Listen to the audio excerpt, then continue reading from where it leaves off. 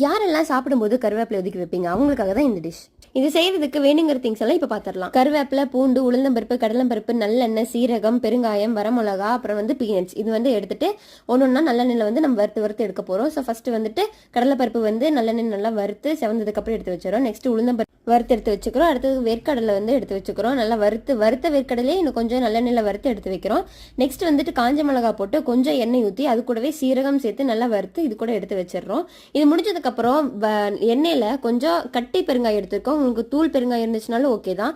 So கட்டி பெருங்காயம் அது கூட கொஞ்சம் புளி அப்புறம் எடுத்து வச்சிருக்க பூண்டு இதெல்லாம் போட்டு நல்லா வறுத்து எடுத்து வச்சுட்டு கடைசியா கருவேப்பிலை போடுறோம். கருவேப்பிலை கொஞ்சம் எண்ணெய் ஊற்றி நம்ம கழுவி வச்ச கருவேப்பிலைங்கிறனால அந்த ஈரம் போற அளவுக்கு நல்லா வறுபட்டுச்சுன்னா போதும். அந்த கொஞ்சம் ஈரத்தன்மையும் இருக்கணும், வறுபட்டுச்சுன்னா மட்டும் போதும். அது கூட கொஞ்சம் உப்பு சேர்த்து அரை குறையா அரைச்சு தண்ணியை ஊத்தாம அரைச்சு எப்படி வரும் அந்த மாதிரி அரைச்சு எடுத்து வச்சு கொஞ்சம் கொஞ்சம் உருண்டை பிடிச்சி நெய் ஊற்றி சூடான சாப்பாட்டில் சாப்பிட்டா நல்லா இருக்கும். ட்ரை பண்ணி பாருங்க.